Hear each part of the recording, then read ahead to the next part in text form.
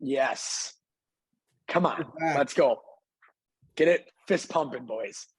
Fist pumping. We're back. Well, Michael, since when are you the Grinch? Come on, get this fist pumping. Wow. Wow. Water. You know what? Aerobics. Well, Water. now we have a new opening on the podcast. So as Michael will no longer be here. But anyway, welcome to the Intellectual Idiot Show. We have a little bit of a different mood to this episode. We're not depressed. Feeling good. So give it up for us. The Packers decided to play better, which was so encouraging.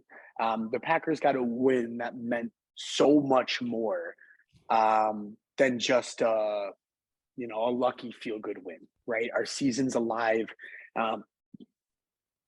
No, Michael, you don't think our season's alive? I think you're being a little premature in that. Are we mathematically eliminated from the playoffs? No one's mathematically eliminated from the playoffs right now.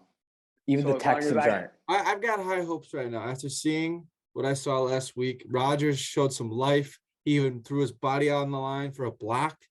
Like, he never does that. Christian Watson, I've been saying it all year. He will be the catalyst we need to turn the season around. He will be the catalyst for this offense, other than, the weapons we already have. I've been saying it basically every episode that we need to fucking unlock Christian Watson, and he finally broke out. And, he obviously has the physical tools to be a freak player in the NFL, 6'5". I agree. I saw a stat about Christian Watson. Let's see if I can find it.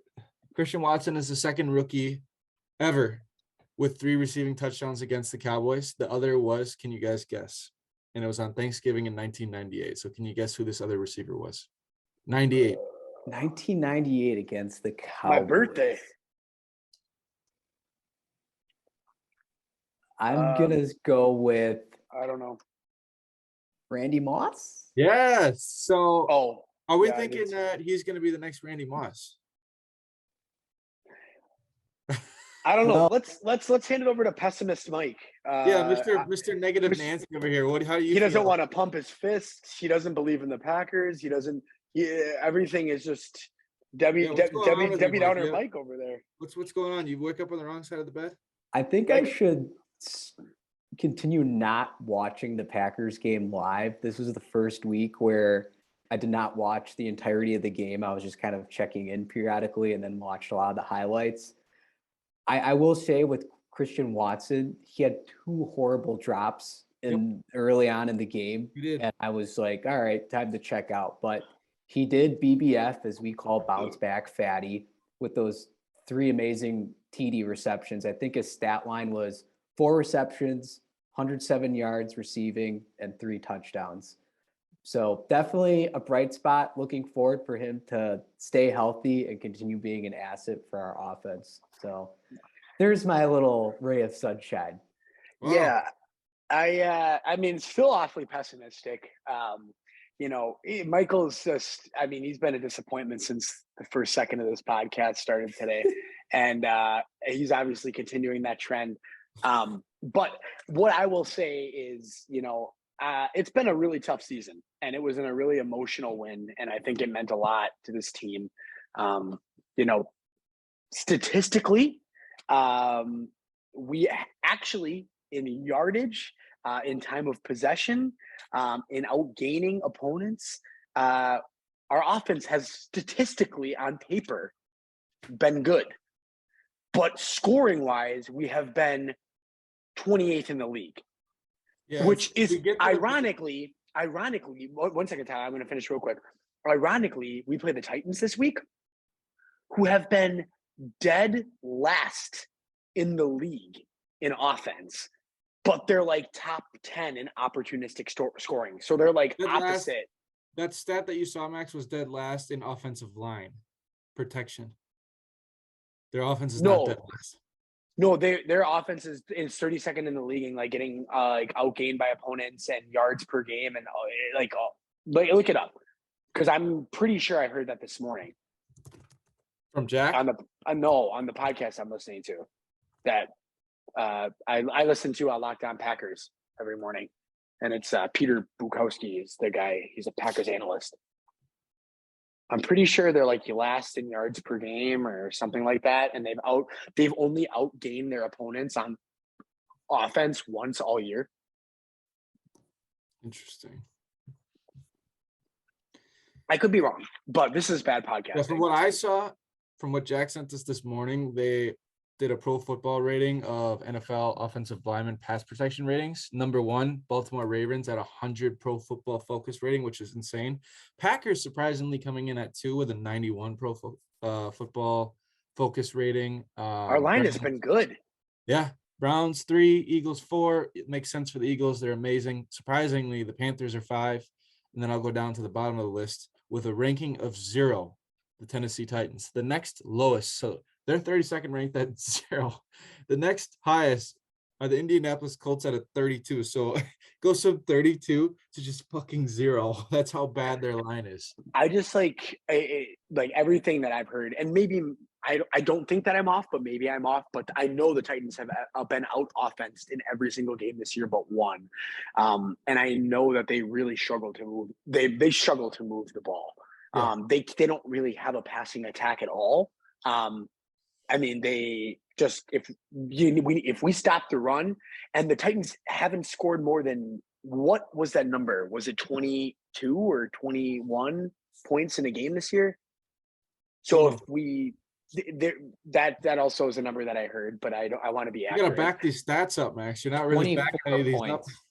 24 points is the most, or I'm sorry, 26 points is the most they scored in week 3 against the Cardinals. Okay, so 26 points. But I mean, again, they're just horribly offensively. So it's just kind of ironic that the Packers have like actually offensively on paper have moved the ball all year. They just haven't scored. They just have, which has never usually been a problem with them. Yeah.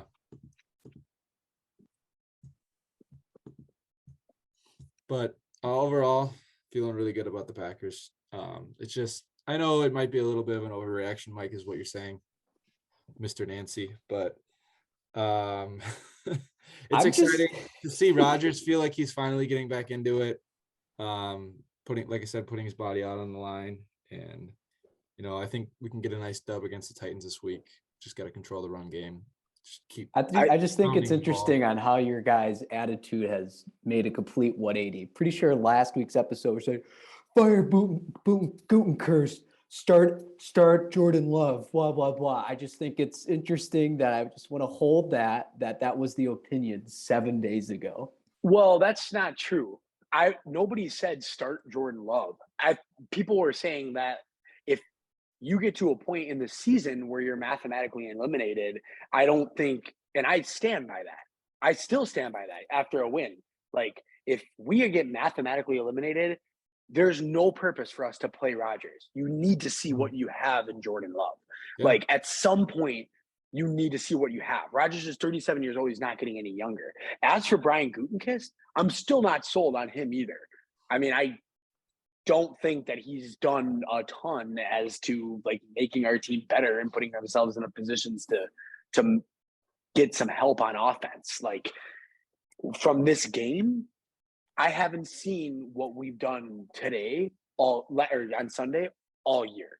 So like Sunday was a different Packers offense. Like, we had a dynamic playmaker at receiver, which is something that we have not seen all year.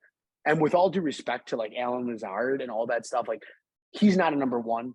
And it clearly shows Watson has an enormous amount of potential to be a number one receiver in this league. The routes that he were running, they were not just like MVS deep balls. He straight up burns people with his speed. Like, obviously being 6'5", a lot of people saying, a faster version of Mike Evans, but we'll see what happens. Another thing I will say, I do really believe that the Cowboys could potentially make it to the NFC Championship, and they're a very good team, but my God, did McCarthy just fucking hand us that win. Dak was terrible. 2 interceptions, making horrible decisions. CeeDee Lamb, multiple drops. They barely ran the ball. They gave up on the run game. Tony Pollard's an absolute beast. Defensive breakdowns with those big plays to Watson. Also, McCarthy not kicking that field goal. Like, how fucking stupid is he? I mean, first of all, I don't know. I mean, I think that McCarthy is. I feel like McCarthy's like cursed. Like every decision he makes is like the wrong decision. He gets so much flack for being so conservative, and then it's like he goes for it on 4th down. That wasn't a given field goal. It was like what, like the 35-yard line. It's not like that wasn't like a It was on the shot. fringe. It was like I think a 50-yarder around there. So it's like you take the chance. I mean, if they kick the field goal and he misses the field goal, then they're probably saying like, "Oh, McCarthy should have went for it." And it's just like, I almost appreciate the aggressiveness. Like, I'd rather have my coach be a little bit aggressive. It's not like a field goal won it for them either, So it's like we would have had a shot to, I don't know. I don't think that's the stupidest decision in the world. Honestly seen Stupid. I've seen dumber, but yeah, I mean, I think that the Packers just played with heart. I think we were the better team in the 4th quarter. I mean, we just outplayed them. We outcoached them. We outplayed them. We gutted them. Like I think that we just played better. I don't think McCarthy gave us the win. I think we just fucking came back from down 2 scores and had some dynamic plays from a dynamic playmaker in Watson and closed the gap and kind of made them sweat like the Packers made teams do all year last year. Yeah. I think if it boils down to it, we scored more points than the Cowboys at the end. So I think that's what the game came down to. That's why we my won. opinion. That's my opinion. I think that's a fair opinion. It was good to see the Packers scoring over 30 points for the first time this year. Gives a little bit of hope for the offense in the future because, God, have we just sucked over the last 5 weeks skid, scoring 15 points against the Lions. I don't even know if we've gotten to the 20s, 20-point range with a lot of the teams we've played in the last month. But I'll end on a little ray of sunshine there. I know you mentioned our offensive line did a good job. Micah Parsons had 1 pressure the entire game, arguably one of the best outside edge rushers. Yeah, you could argue he even is the best. Yeah, I would say too, like another thing to really think about with this Packers team is, all year, we haven't been able to put out a healthy offense. And I think that's also something to consider too. I mean, yeah, we still didn't have Dobbs or Cobb, but this is like the first full game Watson has played in how many weeks? And, it's just, I think that, people give a lot of flack towards LaFleur, and I do think that he deserves some flack. And I do think Rodgers, like to your point, Michael, I don't think that we should retract everything that we've been saying. And I think that a lot of it stands and a lot of the criticism should have stood for those first several weeks of the season, right? There's a reason why we're 4-6. But on top of that, I don't think it helps that when you don't have the Devontae Adams anymore and you're trying to turn Christian Watson into that guy, our game plan the last 3 weeks has been to run it through him. And he gets hurt against the Lions. He gets hurt against Buffalo, right? He gets a concussion against the week before. So it's just kind of like he hasn't been able to stay on the field, which is tough. And that's kind of, he's our playmaker on offense. It certainly seems that we've been trying to make him that for weeks. So I think maybe having a full healthy product out there and really being able to truly execute our game plan and run our offense through Watson, I think was huge. I think it just opens the door for so many more possibilities. And Rodgers only 20 passing attempts. That is what we need to do. Run the ball. It opens up the pass game. The offense. We're not running the offense through Watson. We're running the offense through Aaron Jones and then giving him 100% bombs. 100%. Run the offense through Aaron Jones, and that'll open up the pass game, which is what we saw. Do you guys want to move on to any other NFL games? Vikings beating that Bills. Did you guys watch that game? Kirk Thuggins. I watched like the last couple minutes of the regular in the 4th quarter. Justin Jefferson, candidate for catch of the year on 4th and 18. I don't even know how he made that one-handed grab. It was just insane. And The Vikings are looking scary. I hate it. They should have lost. Like they had no business winning the game. But Kirk finds a way to get it done. And that's why he's I mean, I can't say Kirk is scary, but the Vikings are scary. I will tell you, like, if there's any team that I would love to play in the playoffs, it'd be the Vikings. If we somehow snuck into a 7 seed, I would love to play Minnesota. I just think that they're frauds. They should have lost the game against Buffalo. That's fair. I think the Eagles are for sure frauds. I've been saying that all along. I don't think the Eagles are frauds. Tyler, do you want to pull up their schedule one more time? I You know. want to look at them in the absolute dog shit that the Eagles played all year? And now they play the Redskins, a team that's like, the Commanders. Whoa. A team that's like somewhat decent, and they lose by like Hey, 12 at home. The Eagles lost. They lost by 12 to Taylor Heineke at home. The undefeated Eagles. Yeah, First off, so it was a wasn't one at home. possession game. Oh, go ahead, Mike. First of all, you have the magic of Taylor Heineke. You love him, you hate him. He performed pretty well last night or Monday night. And the reason why they won by 12 is on the last play of the game, they tried doing a lateral and it ended up, they fumbled it, and the Washington R-words ended up recovering the ball in the end zone for another touchdown. So how many points did the Eagles score? They did score less than the Commanders. I'll give you that. Okay. So last time I checked, they're not so dominant after all. It was 21-32, but that last touchdown was garbage touchdown for the Commanders. The Eagles will finish 9-8, and the Vikings will finish 8-9. Okay. Mark that down as another Max take. That's going to be god awful. So the one thing I did note, not to bounce back to the Vikings, we know that Kirk Cousins is definitely a fraud when it comes to primetime. They only have one scheduled primetime game this year. It's like the NFL is working with the. I know. They play the Pats on like a Thursday night at 7:20, which is, I guess that is technically primetime football, but I don't know. Kirk Cousins, he keeps delivering on random games at 3:25 or at noon. So yeah, it's unfortunate. I hate to see that the Vikings are good, but it's not fun. Another one that I wanted to talk about was the Lions-Bears game. The Lions showing some heart again, beating the Bears, even though Justin Fields has completely ascended into. He looks like a superstar out there. He's looking just so fucking dynamic. He's so fun to watch. Is he the guy for the Bears? Is he a the guy? There's no doubt about that now. I mean, he is absolutely balling. Give credit to Dan Campbell. I think I read somewhere this was his first ever road win as a head coach in Chicago. So really? Yeah. Dan Campbell is back too. He's the guy for Detroit. He's the Motor City guy.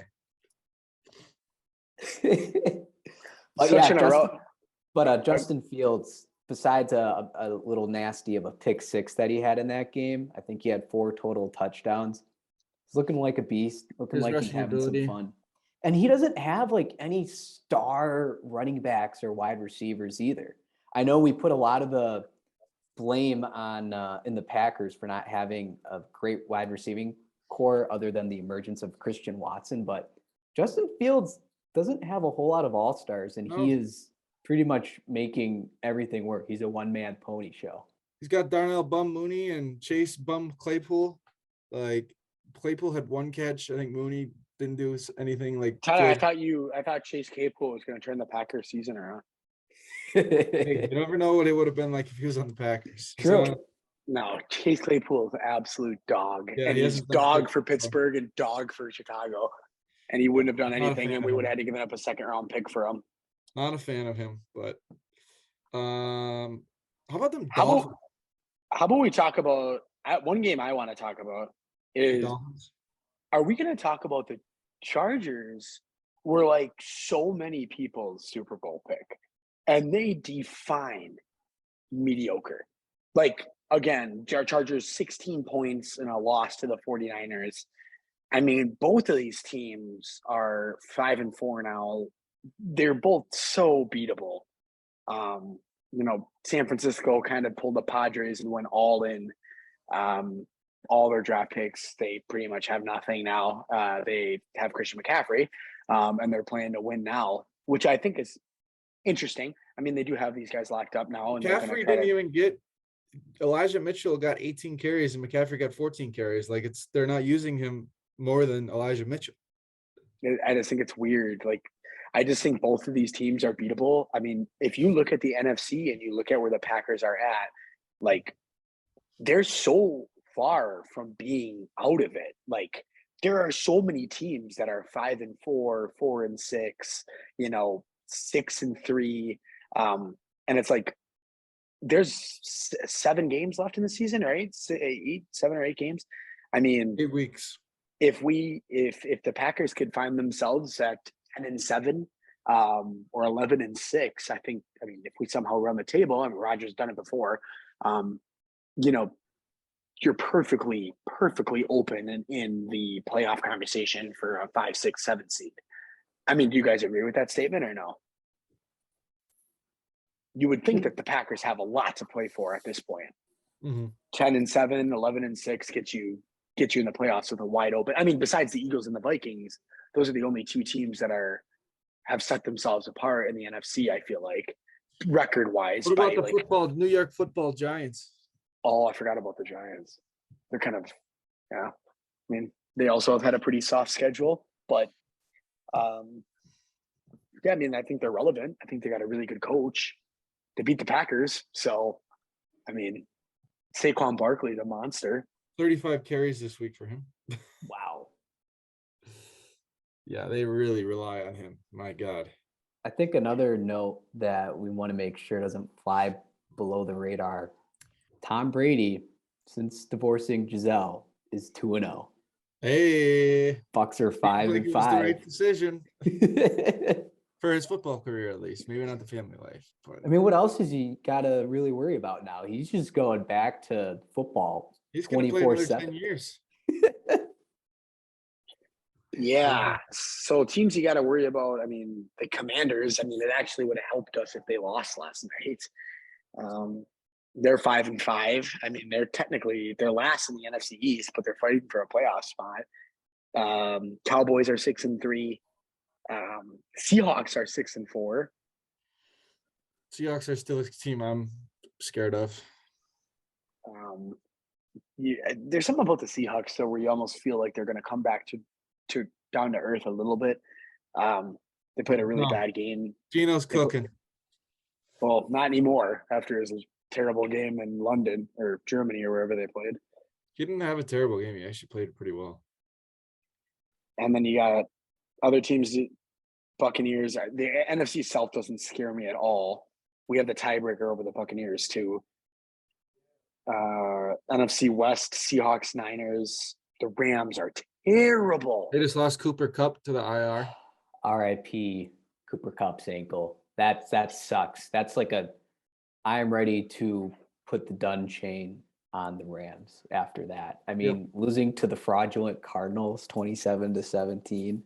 I didn't really see the game, but you're not looking pretty if you're a Rams fan right now. Yeah, I mean, both the backup quarterbacks were in though. So you can't really say too much about that game. True. Colt McCoy looked good though. I don't know. Why are the Rams so bad? Are we going to talk about that at all? Like, why? What happened to them? I think, for my personal opinion, they have absolutely no rush game right now. Darrell Henderson and I don't know. I think it's Malcolm Brown. They've done nothing. Cam Akers abandoned that. Cam Akers doesn't even play. Like, he's in the doghouse, and then they rely too much on Cooper Kupp. Their offense is just throwing it to Cooper Kupp. They've kind of lost the creativity of just. I feel like of anything, and you can't rely on one guy for your whole offense. That's what confuses me though. Like, think about this. Like, right, everybody puts Sean McVay on this pedestal of like top echelon NFL coach. Yeah, he's 36 and won a Super Bowl and made it to another Super Bowl, so I would. Okay, can you let me finish? Thank you. This year, the Rams, like, what happened to all of their creativity? Like, they used to be this team that won the Super Bowl last year was so creative and putting out different schemes and doing all this stuff. How can you justify like a 3-6 Rams team coming off of the Super Bowl, returning pretty much everybody that they had besides Von Miller? You know what I mean? Like, what happened to the creativity? Where did it all go? I'm not saying Sean McVay is a bad coach. I mean, but I'm saying, like, what happened? Like, are you just not calling anything? Like, just playing backyard football with Cooper Kupp? I don't get it. It's just like, how do you go from being that good to that bad in a matter of a year? They even made like a big signing. You know, Allen Robinson was supposed to be a big key piece for them, and he's been an absolute ass. They haven't used him at all. He's only 29. You know, he was a dominant receiver at, you know, the apex of his career. Now he's doing nothing. I just don't understand that either. It's like, I mean, it's not like he got hurt or anything, did he? I mean, did he have like a big injury or Allen Robinson? No, but Stafford's been, you know, in and out with injuries. And then obviously Kupp's gone. They're gonna have to rely on Higbee. Their tight end. Yeah, he's not a bad tight end. Tyler Higbee. Oh, hey, boy. Here's a fun little thing we could play. It's not directly related to the Rams. Which NFL team right now, as we go to week 10 or 11, could most benefit from Odell Beckham Jr.? Which team? Yeah. I don't even know what's up with Odell. Like, he's been talking to teams and like, I think he's healthy now after I think the Ravens. Super Bowl. The Ravens could be a great landing spot for him. They just lost their number one receiver, Rashad Bateman. Mark Andrews has been hurt a lot. Ravens would be a good landing spot, I think. Obviously, the Packers. The Cowboys are in desperate need of another receiver because right now it's just CD. No one else is doing anything.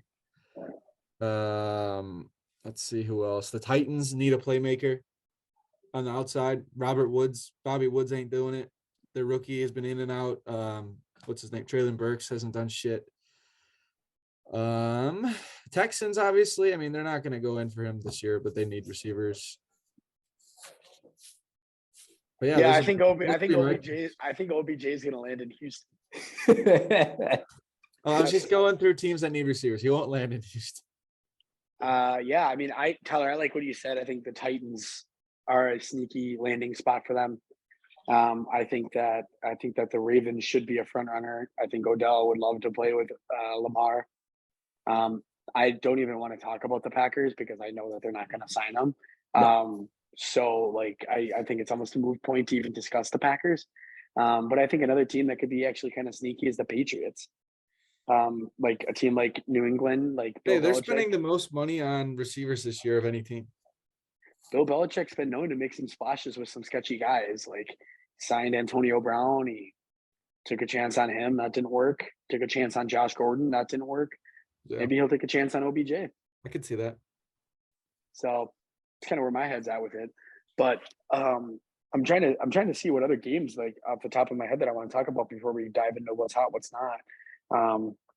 Jeff Saturday got a big win in his debut. Oh yeah, let's talk about that. Let's talk about the Las Vegas Raiders. I hope Devontae Adams is happy. I hope that he's happy with his gone through a decision disaster of an organization to go play with the fucking Raiders and Derek Carr. I hope that he's happy. He's just as good as Aaron Rodgers, though, right? Oh, yeah, both future Hall of Fame quarterbacks. Yeah, Devontae Adams is looking like a real dummy right now. Horrible career decision. Awful career decision. Like, what? I mean, I don't know. Of playing a guy that's played the best season of his career, back-to-back years, like unbelievable talent. You don't think ego is that big that you don't think Aaron Rodgers has anything to do with that? Like, you think that you can just go to Derek Carr and put up the same numbers? How ignorant. Like, I just think that that's such a stupid career move. Just because you want to go play with your buddy in college. That's what a lot of Packers receivers do. They leave, they suck. That's the formula. What are your thoughts, Mike? I think at the end of the day, when it comes down to like a business decision, I think Devontae's going to be okay. I'm not really sure how much money he's getting He's paid living it by up the in Raiders, but like he's in Vegas. You work, off the NFL season. He's going to be fine. I don't know how many millions of dollars he's getting. Obviously, you want to play for a team that has success, but at the end of the day, if you're just getting paid a boatload of money, that's your job. And I'm sure he's going to be okay. Is he not having as much fun? Probably not. I mean, he's obviously the top receiver for the Raiders. And, He still has that assault charge against him. Oh, does he? Oh, was it an actual assault charge? He just was walking into the tunnel after Yeah. he just shoves that camera guy over. There was like a game like a week or two later where he was also exiting the tunnel and he saw a camera guy and he made it very like obvious, like, oh, wait up, make sure this guy crosses and then I'll go forward. So, I mean, yeah, that was a heat of the moment thing, but Devontae, he's not a punk kind of guy. I think I don't think he is. Amount of class with them, and he's got a really good work ethic. But yeah, I would be a little regretful about my decision too if I'm playing for one of the most talented quarterbacks in NFL history and decide to go play with my college buddy for a little bit more money and just have what are they now? Have they won 2 games? 2-7. They're 2-7. And Michael might have mind you too, he would have gotten paid more money if he stayed with the Packers. He willingly left the Packers to go play with Derek Carr. And on top of that, like I get what you're saying about like how he'll be okay. Like, of course he'll be okay. I'm sure he'll be fine. Like he'll go to his Cabo Beach home after the year and won't think about his season at all. But like out of Devontae's mouth, he said he's cared so much about making it to the Hall of Fame and like, doing all these things and having all these accomplishments. And like for that reason, I think that if that's your goals and that's where you're trying to go, that was a horrible, horrible idea to go decide to play with Derek Carr. And I know that he claims like, oh, I didn't know what Aaron Rodgers was going to do, and it was wishy-washy and yada yada. But like, I don't know. I totally get what you're saying. Like, I'm sure like he's not like sitting up at night like every single night crying himself to sleep and then decide to stay. But like at the same time, I just think like for what he was trying to do and what he really could have been in this league, like he was like the number one receiver in the NFL last year. And people were talking to him about that. Now when they're putting out these top 5 to 10 receivers, he's not even on the list. No. Because he's kind of like gotten to be like this year, he's a little bit irrelevant. Like the Raiders are 2-7 and he is very average. Like his numbers are very average. So It just is like, it's kind of a bummer for him, I guess. One more team that I wanted to talk about are the Dolphins. With Tua, I'm pretty sure they're undefeated when he's healthy and like the full game. Yep. My God, their offense looks unstoppable. Tyreek Hill is on pace for the most yards ever in the history of the NFL this year. Jalen Waddle looks like an absolute stud. They got Jeff Wilson and Raheem Mostert absolutely balling in the backfield. Like, look out for the Dolphins. They were my Super Bowl pick last week, and I'm still sticking with that. Yeah, amen to that. I know Tua really did a good job. I think he hit 8 different receivers in last week's game. He's just a lot of people used to like make fun of Tua, that he was kind of a meme. And, you guys might have heard of Tuanon before in the last couple of years where it's like Tua's the next best thing, but in an ironic sense. But this year, he's a tactician looking like a top tier quarterback. I mean, he's relatively young still, obviously. He has that great story coming out of wait, was it Jalen Hurts or Tua that was the backup for each other at Bama? Jalen Hurts or Tua was the backup. He came in at halftime because Alabama wasn't doing well in the national championship. Tua comes in and just balls out and wins. And then Jalen Hurts becomes the backup, and then he leaves, goes to Oklahoma, I think it was, and then balled out there. No one thought he could actually like throw and be a good quarterback. And now Jalen Hurts is looking like an MVP candidate, as well as Tua is also looking like an MVP candidate. Yeah, that's insane. One thing I'll say, and I've echoed this a couple of weeks, is I was so wrong about Tua. He Worst is team so in the good. league, right, Max? He is so he is so good. Played. Oh, give me a break. We've all had bad takes. I will never give you a break for that take. I think I might have to mention it every episode. It is what it is. I mean, just he's so good. He's been amazing. The Dolphins have been quite a show. I will say they've actually had some very impressive wins. They remind me of a team that's a force to be reckoned with, not the Eagles. I think if the Dolphins play the Eagles, the Dolphins will win that game by 4 touchdowns. Because they've actually beaten some legitimate teams. I mean, again, if you look up and down like Put a team that down, like Mike. write it down. I mean, I can prove myself in a sense of showing you guys that the Eagles have not played anybody that's worth anything.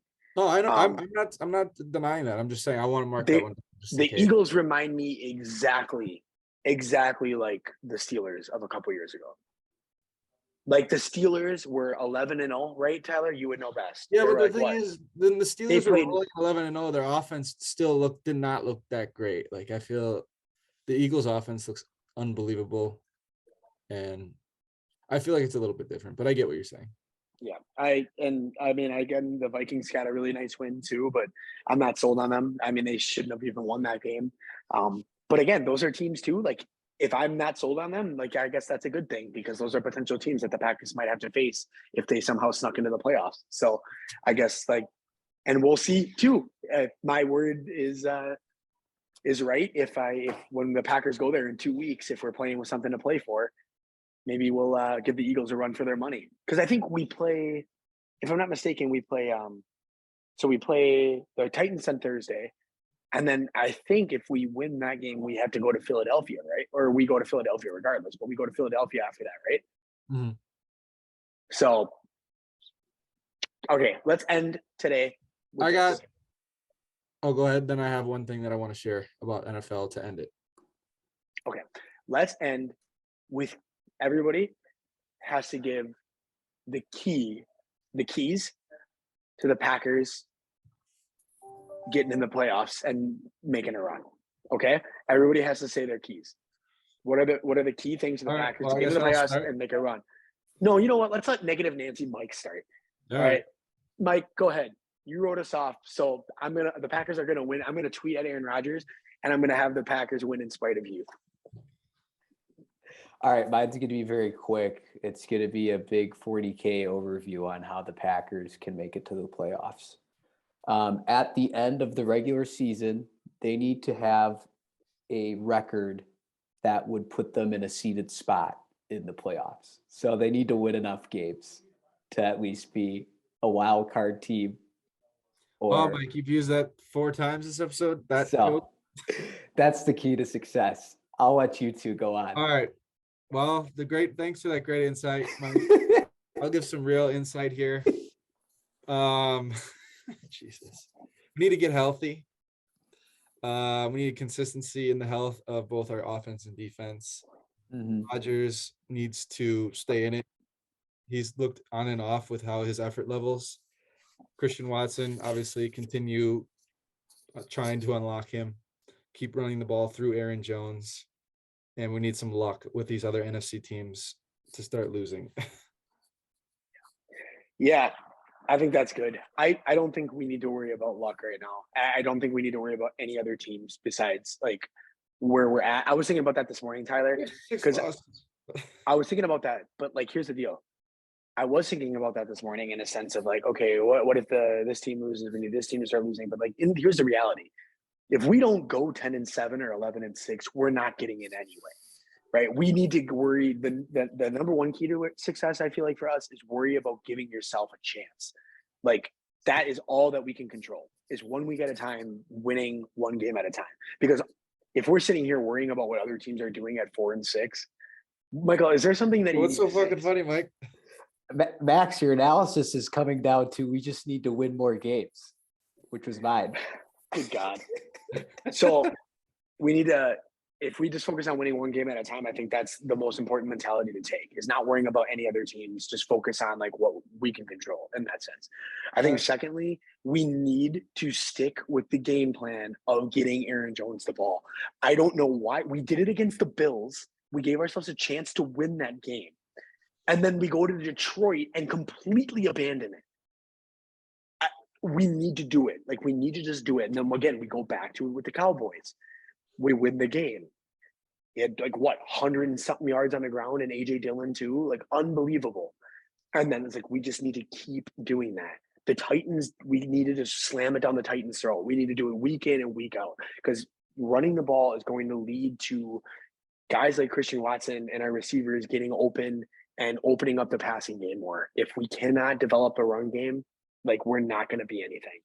So it'll alleviate some pressure off the rookie receivers. It'll alleviate some pressure off of Rodgers, and it's what we need, and we need to keep feeding Aaron Jones.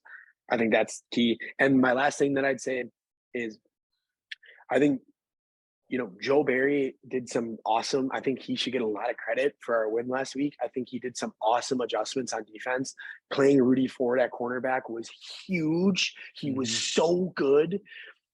Playing Rasul Douglas out on the boundary is where he needs to be. That's where he's been his whole career. That's where he was last year when he was unbelievable for us. Rasul Douglas needs to play cornerback on the boundary, cover those outside receivers, and playing Darnell Savage at the slot as opposed to safety. He looked like a different player. I mean, granted, he still made some mistakes, but Darnell Savage at the nickel, people have been calling for that for weeks.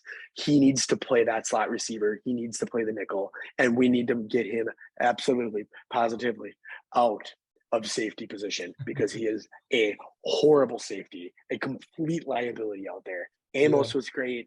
And I forget who we actually had.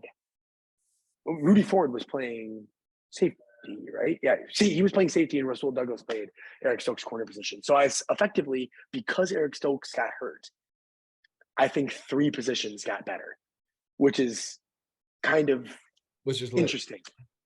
Our defense only allowed 21 points, hypothetically, because, I mean, if Amari Rodgers doesn't fumble that ball, we probably don't allow a score there. And if our defense didn't have a brain aneurysm at the end of the first half and just like play this like ultra 25-yard soft prevent defense, we probably wouldn't allow a touchdown there either. So you have to think. My last key to success for the Packers, which will guarantee playoffs and Super Bowl victory, is to cut Amari Rodgers.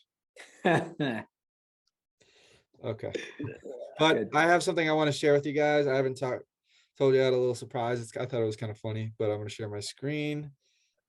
Okay. So I thought this was kind of funny. If you guys have anything you want to add, this is the worst quarterback, every trait all combined into one. So, of course, we have Peyton Manning's forehead at the number 1 spot. Can't really see his head in there, but Carson Wentz's decision-making, fucking terrible. Cam Newton's accuracy. I think Drew Brees' right arm strength, obviously it's horrible, but I really think Phillip Rivers' arm angle needs to be added in that too. Because, I mean, obviously Phillip Rivers had the weirdest looking throw for like a good quarterback ever. So I think that needs to be added on to his right arm. Tom Brady's mobility, he's never had it. He's never been known for it. Drew Lock, obviously, he's he's not a starter because of the footwork. I mean, he has a cannon, but fucking terrible. Lamar Jackson's digestive system, he poops a lot during games. Big Ben's weight. Big Ben had a lot of troubles with his weight in his career. Tua's left arm strength, all combined into one, and you get this beautiful Peyton Roethlisberger right here. Peyton Roethlisberger. I love it. Do you guys have any more we think we should add to this Peyton Roethlisberger? Oh, God. Russell Wilson's motivational speeches. Oh, yes. Russell Wilson's personality. Add that. Yeah, there you go. That's not true. There's nothing about personality in it, so that would make it perfect. Russell Wilson's personality. I would say Matt Ryan's fumbling abilities. I would say Aaron Rodgers' demeanor, on-field demeanor. And ego. Davis Mills' neck. You're right. We should have had No, not Davis Mills. Mike Glennon. Mike Glennon. Oh, yeah. Mike Glennon's neck. Oh, and then I we would say fucking Kyler Murray's height. Oh, that's a good one. Aaron Rodgers' contract. It's true. And then there's got to be something with Johnny Manziel on this. Johnny Manziel's drug addictions. Oh, God. That's bad. No, What? That would fit right in. Johnny Manziel's cockiness. What? That's a good one. Yeah. He was the It's just cockiest. He was the cockiest guy ever coming out of college. All because he was on drugs. Okay. But yeah, I feel like Rodgers is more arrogant than Johnny Manziel, no? no, he was no. Oh, I would say the one last thing you have to add. Oh, on Baker that, Mayfield's cockiness. He is so bad.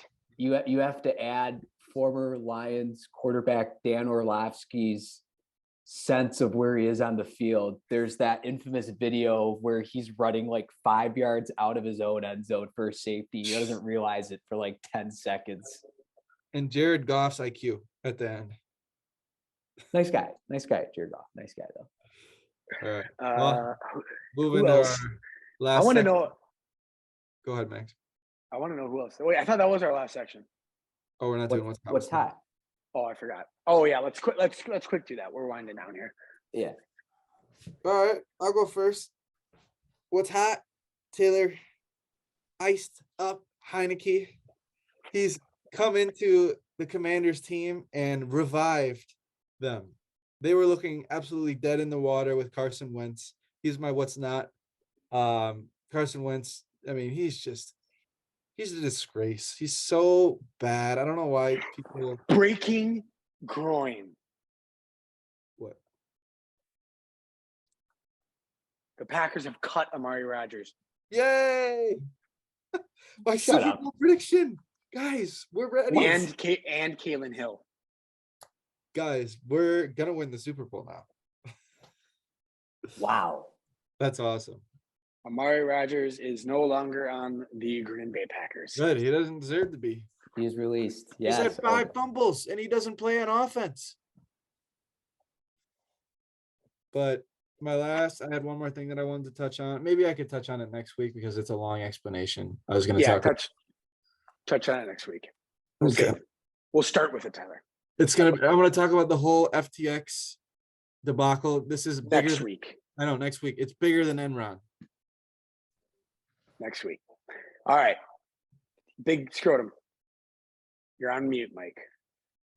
I'm not on mute. I was Oh. trying to lip to see if you were talking about FTX. Yeah, FTX. Yeah, with Sam Bankman-Fried. It's bigger than the Enron. That is actually on my what's not, is the tech industry. So maybe we should just go with that next week because it's going to be I want to go on for this for about 10 You want to go on for that a while? Yeah, let's make it a main segment next week. Sure. Well, if I want to stick with my what's not is tech, Facebook and Twitter, and obviously if you look into crypto, we're not looking so hot right now. Mark Zuckerberg announced that Meta will be releasing 11,000 employees. Twitter's kind of in a disarray with firing a bunch of people, but then at the same time asking for them to come back. And then with the $8 official handles. Yeah. One thing that I thought was interesting on Twitter, which kind of shows their careless spending as a company, apparently like all of their employees had like a $400 allowance on food on a daily basis. That's insane. Daily $400 food allowance. I'll $2,000 a week on food. There's a lot of careless spending going on Twitter. I can tell you that, for not being a profitable company. Anyways, I want to end with my what's hot here. And this has to deal with our good friend, Uncle Chen. So Uncle Chen is a 50-year-old Chinese man, and he just completed a marathon in 3.5 hours while chain smoking. There's pictures of him just absolutely ripping cigs. And he's done this 2 other times where he is chain smoking, running a marathon, and 3.5 hours. That's impressive. Are we living our lives wrong, not smoking? I think we are. So cigarettes, Uncle is that Chen, the key to wealth and happiness? it might be. And good health. So Uncle Chen's my what's hot. Max? All right, that's a good one. All right, I'll be quick. My what's hot is Christian Watson. Breakout game, good for you. Have yourself a day. Let's keep it up. That's the most important thing. Keep it up. My what's not is the economy, because we are heading into a downturn. Obviously, with Inflation's down. yeah, interest rates are up. No, So they're going to be going down soon.